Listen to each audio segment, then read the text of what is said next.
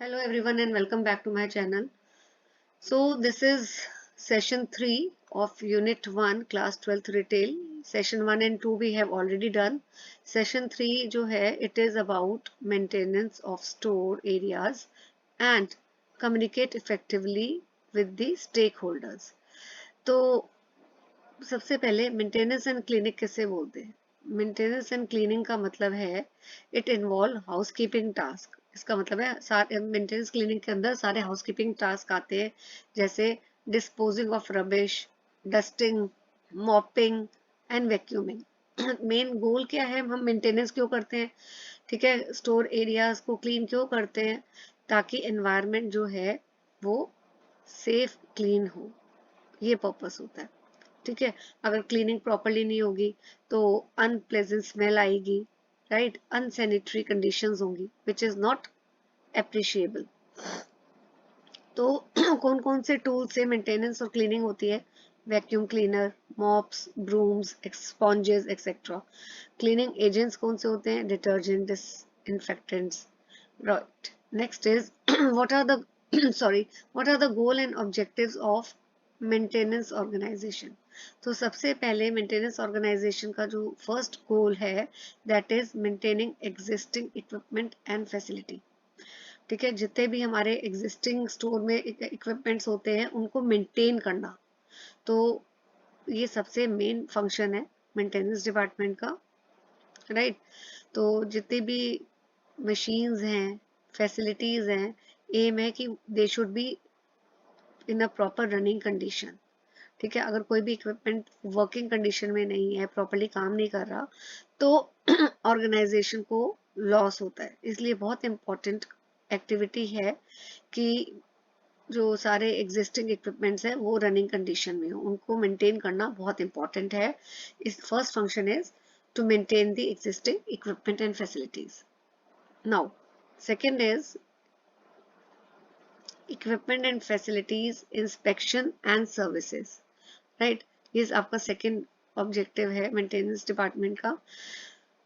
These activities are known as, इसके अंदर दो आप हम सब क्लासिफाई करते हैं, preventive maintenance, this is one, and predictive maintenance number two. So preventive maintenance कौन सा होता है? प्रिवेंटिव मेंटेनेंस का मतलब कि हम रेगुलर चेक करते हैं ताकि कोई फेलियर ना हो, प्रिवेंट करते हैं ताकि इससे पहले कोई डैमेज हो, हम पहले ही उसको रेगुलरली मशीन्स को जो है प्रॉपर्ली चेक करें कि वो रनिंग कंडीशन में है, कोई फॉल्ट तो नहीं होने वाला, ताकि कल कोई मेजर लॉस या फेलियर ना हो। Second is predictive maintenance. यहाँ पे हम डेटा को यूज करते हैं, ठीक है, ताकि प्रिडिक्ट करते हैं कि कोई फेलियर तो नहीं होगा। सो दोनों मेथड्स जो हैं ये अनएक्सपेक्टेड ब्रेकडाउन को कम कर देते हैं। अगर हम प्रिवेंटिव मेंटेनेंस मेजर्स लेते हैं, ठीक है, या प्रिडिक्टिव मेंटेनेंस लेते हैं, तो हम जितने भी ब्रेकडाउन्स हैं या उसको हम कम कर सकते हैं। थर्ड इज इक्विपमेंट इंस्टॉलेशन और ऑल्ट्रेशन, राइट। तो इंस्टॉलेशन या फिर modification equipment is done by external contractors, not by the maintenance department. Normally क्या होता है कि कोई भी equipment है उसको install करना है या उसमें कुछ changes equipment में चाहिए, उसको alter करना है, तो ये maintenance department नहीं करता है। कौन करता है? external contractors करते हैं, right?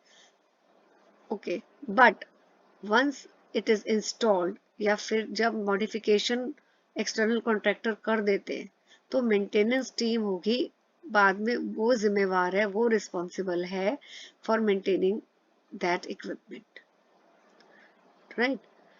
So they must be involve in the installation alteration process. देखिए, पहले तो कॉन्ट्रैक्टर ने इंस्टॉल कर दिया इक्विपमेंट या उसमें कोई चेंजेस लाने हैं वो कर दिए, ये काम कॉन्ट्रैक्टर का है, मेंटेनेंस डिपार्टमेंट का नहीं। लेकिन बाद में उसको रनिंग कंडीशन में रखना, मेंटेन करना मेंटेनेंस डिपार्टमेंट का काम है। इसलिए ज़रूरी है कि जब भी कोई भी इक्विपमेंट इंस्टॉल होता है या उसमें कोई चेंजेस किए जाते हैं, उस प्रोसेस में मेंटेनेंस डिपार्टमेंट या मेंटेनेंस टीम वो उसको भी इन्वॉल्व रहना चाहिए। तो ये आपके गोल्स ऑब्जेक्टिव्स है मेंटेनेंस ऑर्गेनाइजेशन के या मेंटेनेंस डिपार्टमेंट के भी आप बोल सकते हो।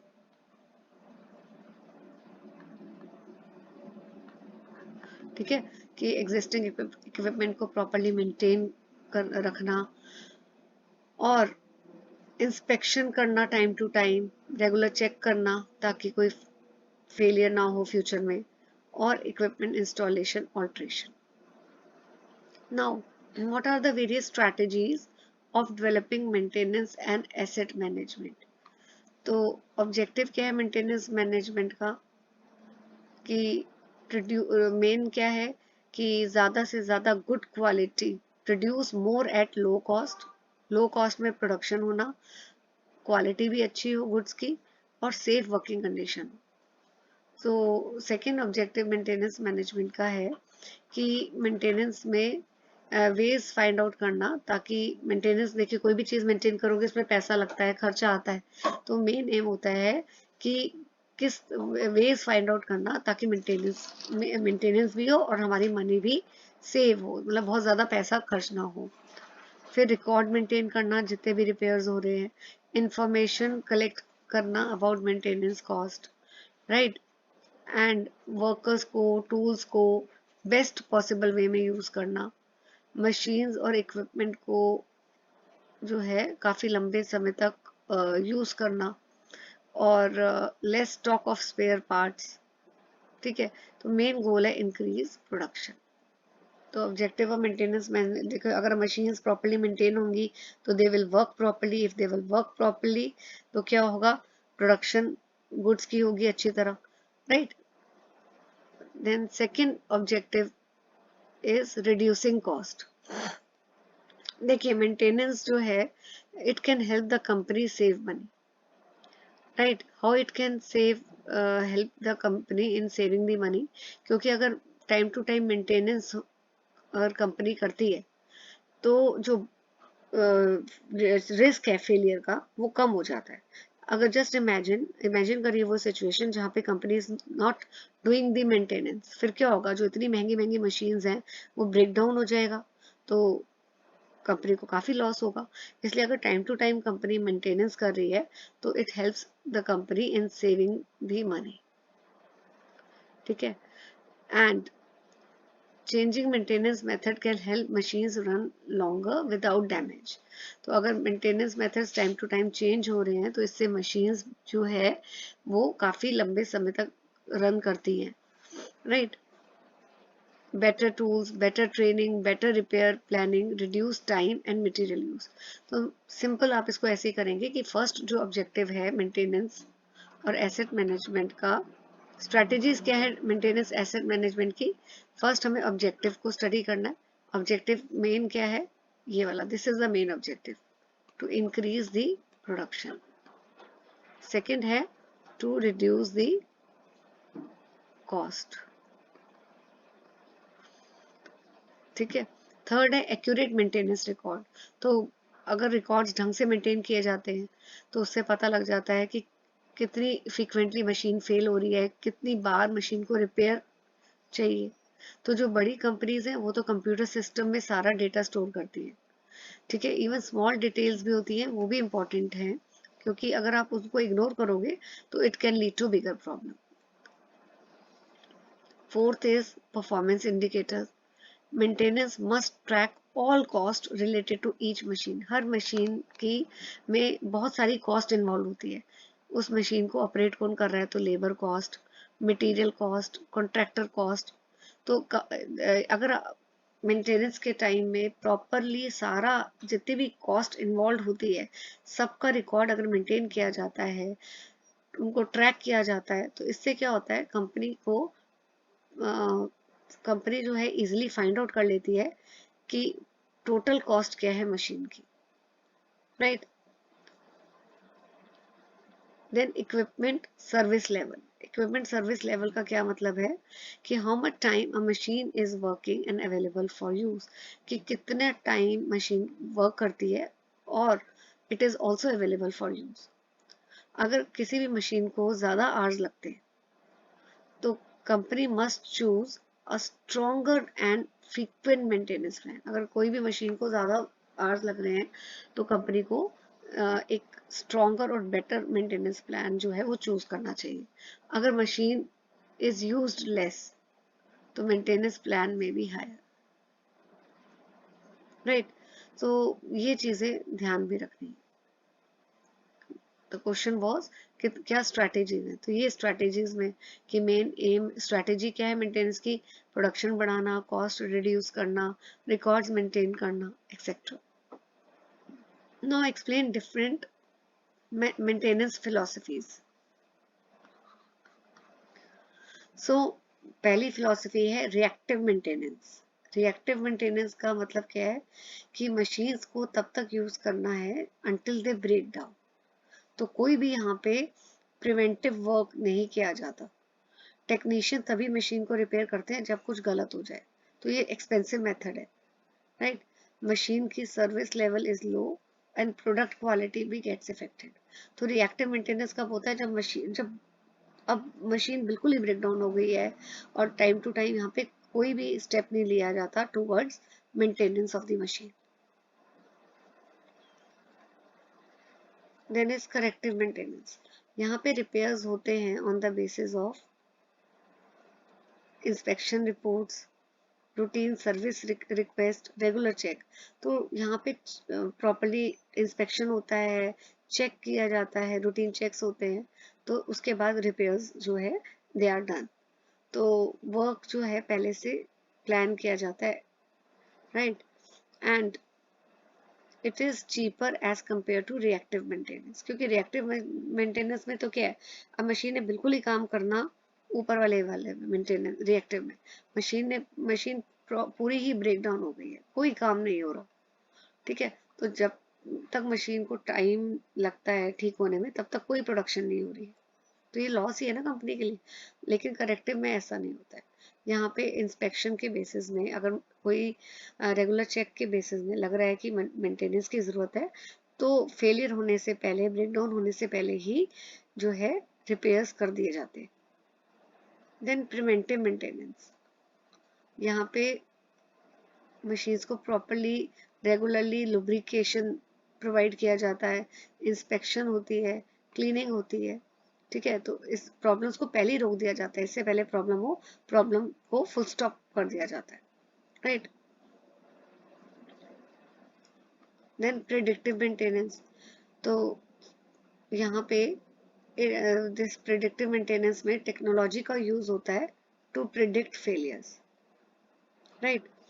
तो यहाँ पे बहुत सारे पैरामीटर्स चेक किए जाते हैं कि क्या टेम्परेचर है, वाइब्रेशन क्या है। तो रिपेयर्स जो है it can be done at time that don't stop production. तो रिपेयर्स किस टाइम पे किए जाते हैं, रिपेयर्स उस टाइम पे किए जाते हैं ताकि जहाँ उस टाइम पे जब प्रोडक्शन जो है वो स्टॉप ना करनी पड़े, प्रोडक्शन कंटिन्यू रहती है, राइट।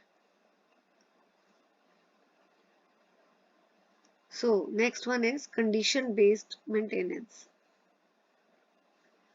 So ये एडवांस फॉर्म है प्रिडिक्टिव मेंटेनेंस का।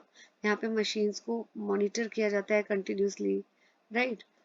एंड मेंटेनेंस तभी होती है मशीन्स की जब वाकई इट इज रिक्वायर्ड और नीडेड। काफी कॉस्ट इफेक्टिव मेथड है। Then maintenance prevention, right.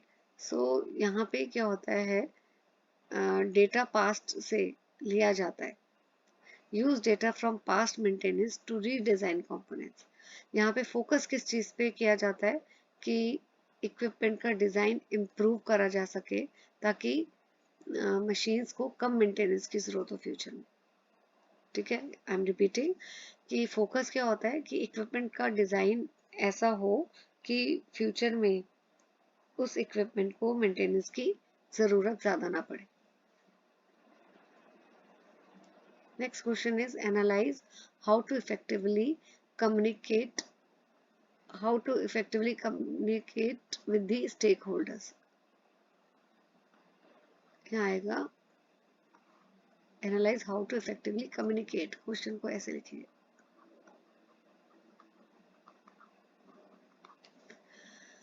तो स्टेक होल्डर्स कौन होते हैं? स्टेक होल्डर्स वो सभी होते हैं जिसको कंपनी की एक्टिविटीज, स्टोर की एक्टिविटीज में इंटरेस्ट हो। तो हमें एनालाइज करना है कि किस तरह इफेक्टिवली कम्युनिकेट किया जा सकता है स्टेक होल्डर के साथ। First point is awareness. देखिए, मेन एम है कि कस्टमर्स को स्टोर के बारे में पता हो। तो वो कैसे कर सकते हो? एडवर्टाइज करके, लोकल न्यूज़पेपर में, ऑनलाइन डायरेक्टरीज को यूज करके, राइट, और वेबसाइट क्रिएट करके। तो इससे कस्टमर्स जो है वो इजीली स्टोर को फाइंड आउट कर सकते हैं। तो आपको कैसे इफेक्टिवली कम्युनिकेट करना है स्टेक होल्डर्स के साथ? अवेयरनेस फर्स्ट इज कि you have to basically make the customers aware that this particular store is there, and they can find that store and visit the store. Second is relationship. तो main goal है customers के साथ relationship bond create करना, ताकि वो बार बार आए और स्टोर से सामान को खरीदें। तो ये कैसे पॉसिबल है? लॉयल्टी कार्ड्स देना। आपने देखा होगा कि बहुत सारे जो स्टोर्स हैं, अगर आप उनसे शॉपिंग करते हो तो वो आपके मोबाइल में SMS देते हैं जिसमें लिखा जाता है कि you have earned 100 royalty points. इसका क्या मतलब है कि इन पॉइंट्स, अगर आपके पास ये वाले पॉइंट्स उन्होंने दिए हैं क्योंकि आपने कुछ पर्टिकुलर सामान उनसे खरीदा था, तो नेक्स्ट टाइम आप जब भी शॉप करने जाओगे, ठीक है, you can use these points, you can redeem these points. तो आप नेक्स्ट टाइम सपोज आपने 500 रुपए का आपका बिल आया, आपने कुछ खरीदा है, तो ये 100 रुपीज मीन्स 100 लॉयल्टी पॉइंट्स का मतलब आप 100 रुपीज माइनस करा दोगे, तो अब आपको 500 की जगह नेक्स्ट परचेज में सिर्फ 400 रुपए देने। तो इससे क्या होता है, इन लॉयल्टी कार्ड से customer feel motivated to visit the store again and again. ठीक है, तो डिस्काउंट वाउचर्स दे सकते हो कस्टमर को ताकि वो बार बार विजिट करे, रिपीट सेल्स हो। Then mobile communication. तो यहाँ पे मेन गोल क्या है कि कस्टमर्स को, to reach the customers on their mobile phone. आप कैसे कस्टमर्स को रीच कर सकते हो? ये वाले एप्स यूज करके, फोरस्क्वेयर, लिविंग सोशल। ठीक है, तो mobile coupons, discounts to the customer, इस तरह। Then social media. तो सोशल मीडिया में basically you will communicate, there will be two-way communication with the customer। तो आप कैसे कम्युनिकेट कर सकते हो कस्टमर के साथ? फेसबुक को यूज करके, इंस्टाग्राम, ब्लॉग एक्सेट्रा। तो कोई भी न्यूज़ है या प्रोडक्ट के बारे में अपडेट है या इवेंट है तो उसको शेयर कर सकते हो। फीडबैक के लिए you can ask also. So social media help build trust and brand image. Next है एम्प्लॉय कम्युनिकेशन। तो इसका मेन एम है कि एम्प्लॉयज़ को इन्फॉर्म्ड रखना, मोटिवेटेड रखना। वो कैसे पॉसिबल है? इंटरनल न्यूज़ लेटर उनको सेंड करके, employ provide employ forum on the website. तो कोई भी स्टोर में चेंजेस है या स्टोर नया प्रोडक्ट ऑफर कर रही है तो ये सारे अपडेट एम्प्लॉयज़ के साथ शेयर करना। अगर एम्प्लॉयज़ वेल इन्फॉर्म्ड है तो they can communicate better with the customer. Next is, what are the characteristics of effective contact strategy? Characteristics का मतलब होता है features।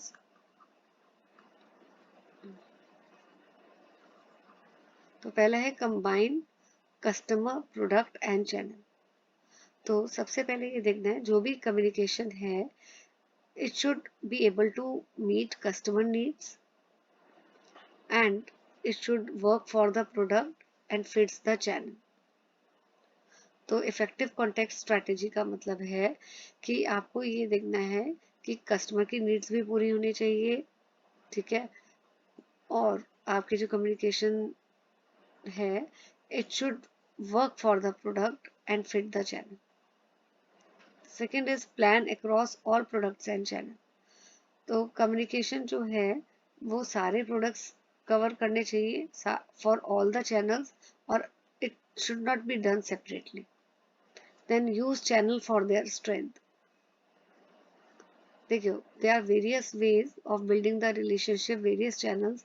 तो एग्जांपल जैसे फोन कॉल्स हैं, it is better for building the relationship then sending letters. Sending letters में उतना अच्छा तरह रिलेशनशिप नहीं बिल्ड हो सकता, while when you are talking one to one on the phone, ठीक है, उसमें there is a chances of building better relationships.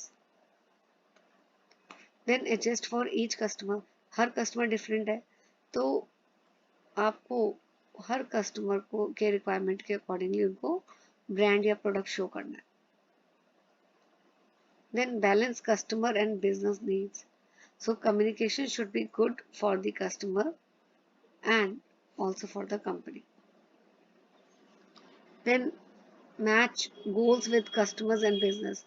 Employ के जो टारगेट्स हैं, ठीक है, it should support both customer satisfaction और बिजनेस गोल्स. तो ये जो था आपका characteristics of effective contact strategy. अब है 4 critical capabilities needed for effective control. तो आपको इफेक्टिव कॉन्टेक्ट के लिए क्रिटिकल 4 कैपेबिलिटीज जो रिक्वायर्ड है फॉर इफेक्टिव कॉन्टेक्ट, उनको एक्सप्लेन करना है. पहला है इंटीग्रेटेड सेल्स प्लानिंग. तो प्लान, जब भी आप प्लान करते हो सेल्स, तो the sales planning should be based on कि कस्टमर की नीड क्या है, रिलेशनशिप स्टेटस क्या है, बिजनेस के गोल्स क्या है. तो planning should combine all marketing information etcetera. Second है streamline process. तो marketing process should be, just a second, yeah, marketing process should be quick and easy. ठीक है, so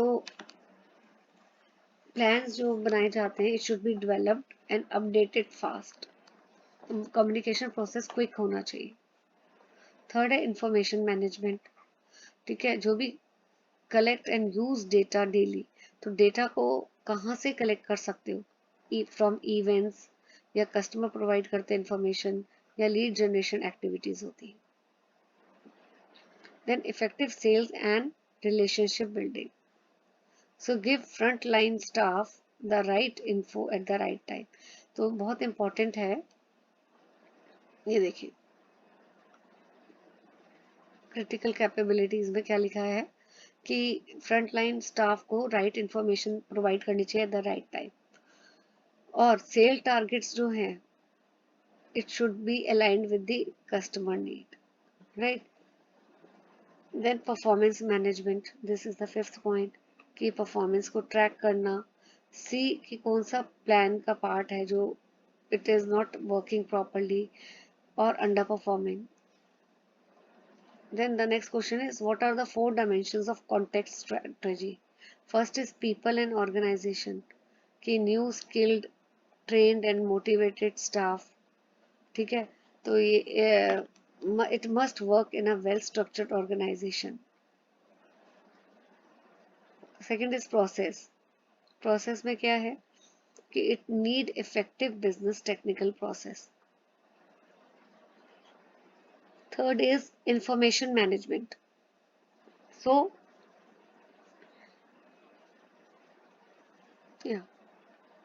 इंफॉर्मेशन मैनेजमेंट में कि good information help make communication relevant and timely.